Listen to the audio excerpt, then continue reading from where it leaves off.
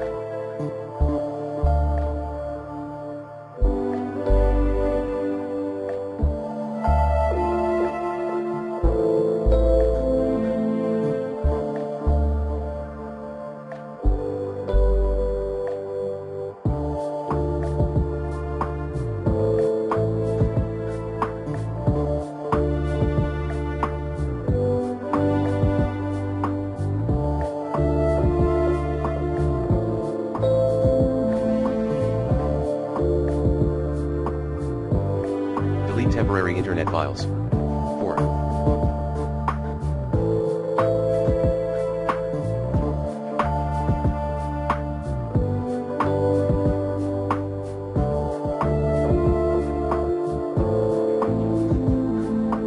Check and install Windows updates.